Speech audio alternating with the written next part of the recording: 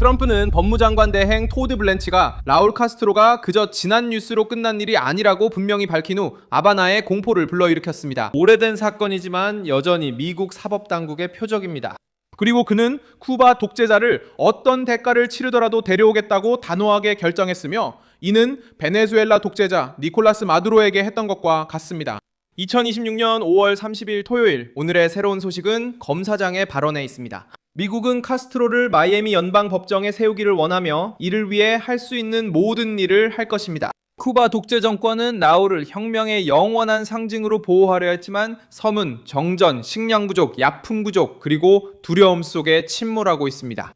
이제 늙은 공산주의 지도자는 형사 기소, 외교적 압박, 제재, 그리고 카리브해에서의 비상계획에 둘러싸여 나타납니다. 무엇이 달라졌을까요? 왜 지금일까요? 트럼프는 어떻게 포위를 강화하고 있을까요? 곧 이 모든 것을 말씀드리겠습니다. 이런 직설적이고 군더더기 없는 컨텐츠를 좋아하신다면 구독을 고려해보세요. 여기서는 매일 이런 영상을 올리고 있습니다. 토드 블랑시는 폭스뉴스에 워싱턴이 보여주기식으로 기소를 제기한 것이 아니라고 밝혔습니다. 그는 미국이 라울 카스트로를 법정에 세워야 하며 정부가 그를 법정에 데려오기 위해 조치를 취할 것이라고 말했습니다. 이 발언은 사건을 상징적인 차원에서 벗어나게 해 무게가 있습니다. 카스트로에 대한 기소는 이미 2026년 5월 20일에 공개되었지만 이번에 새롭게 주목할 점은 검사가 이 사건에 목소리와 압박 그리고 공개적인 의도를 더했다는 것입니다. 하바나는 이를 경고 신호로 받아들입니다. 마이애미 입장에서는 오랫동안 멈춰 있었던 요구가 다시 제기되는 셈입니다.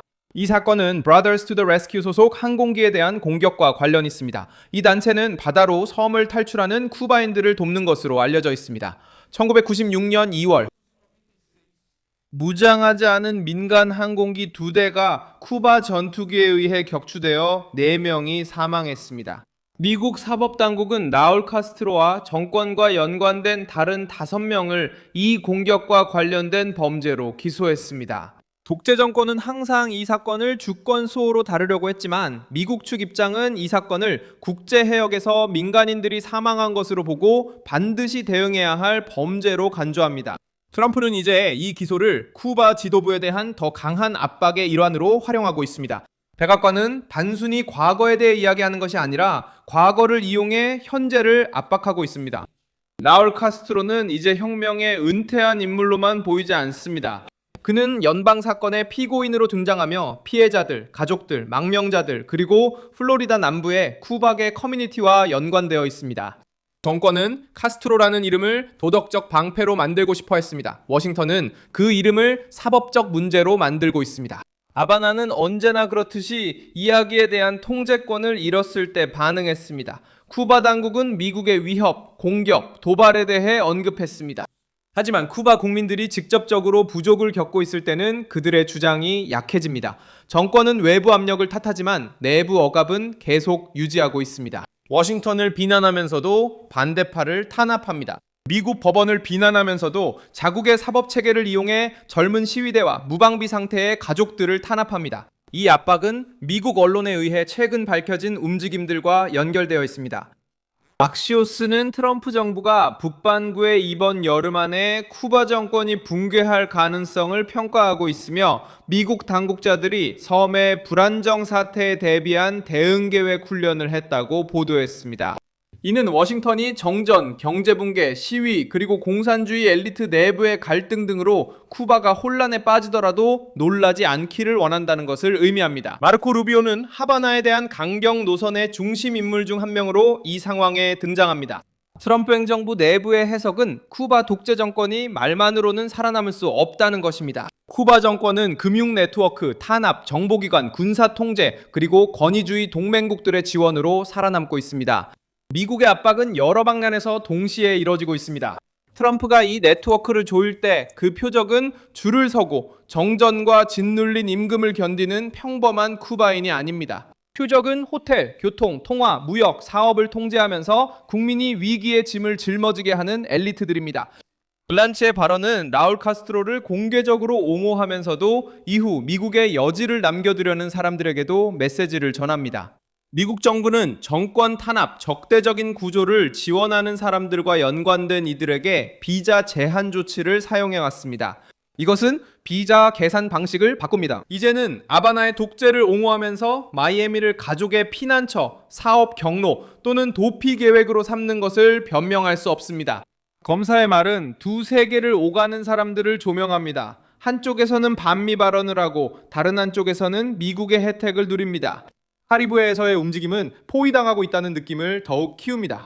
미국 뉴스에서는 남부사령부가 위기 상황을 주시하고 있고 트럼프 행정부가 쿠바에서 발생할 수 있는 혼란에 대한 대응책을 검토하고 있다고 보도했습니다. 항공모함 USS 니미츠도 이 지역적 압박 분위기 속에서 언급되기 시작했습니다. 이것을 전쟁 영화로 만들 필요는 없습니다. 메시지를 이해하기에 충분합니다. 백악관은 아바나가 감시받고 있다는 것을 알기를 원합니다. 만약 독재 정권이 내부 통제를 잃는다면 워싱턴은 이미 미국의 이익, 국경, 관타나모, 그리고 주변 지역의 안정을 어떻게 보호할지 검토하고 있습니다.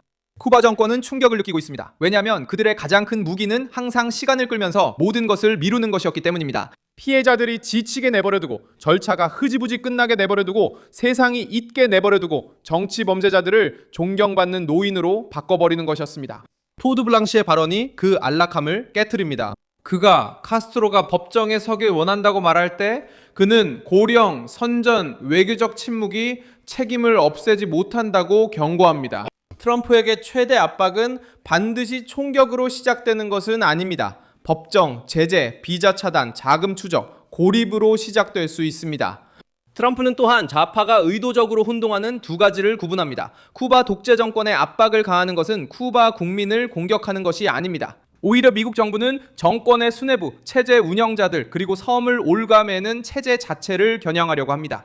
정권이 모든 것이 미국 탓이라고 말할 때 왜 반대파를 체포하는지, 왜 언론을 통제하는지, 왜 시위를 탄압하는지, 그리고 왜 정권의 동맹들이 국민들보다 더 잘 사는지 설명해야 합니다. 다음 단계는 사법 및 외교 경로로 진행될 수 있습니다. 마이애미에서 진행 중인 소송은 영장, 공식 요청, 그리고 국제적 압력과 함께 계속될 가능성이 높습니다. 제재는 쿠바 권력과 연관된 금융 네트워크와 인물들을 계속해서 겨냥할 것입니다. 백악관도 정전과 식량 부족이 새로운 시위를 촉발할 경우를 대비해 쿠바 내 위기에 대한 비상계획을 계속 유지할 것으로 보입니다. 블랑시의 발언이 이 문제를 끝내는 것은 아닙니다. 오히려 더 강경한 국면을 여는 것입니다. 라울 카스트로는 독재 정권에 의해 신체적으로는 보호받고 있지만 미국 사법당국에 의해 정치적으로는 노출되어 있습니다. 아바나는 소리치고 비난하고 모든 것을 트럼프를 겨냥한 선전으로 바꾸려 할 수 있습니다. 하지만 이제는 워싱턴이 카스트로를 마이애미로 데려와서 답변하게 하겠다는 점을 명확히 밝힌 미 법무장관 대행의 공식 발언이 있습니다. 쿠바 독재 정권도 이것이 단순한 뉴스가 아니라 경고임을 알고 있습니다.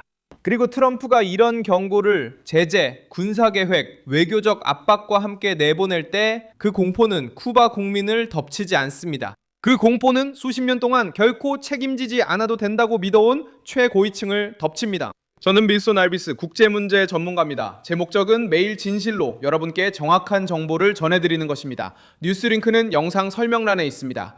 이 영상에 좋아요를 눌러주시고 채널을 구독해주세요. 영상이 끝난 후에는 댓글도 확인하셔서 더 많은 관심을 가져보세요. 그리고 밀손 알비스 커뮤니티와 더욱 활발하게 소통해보시기 바랍니다.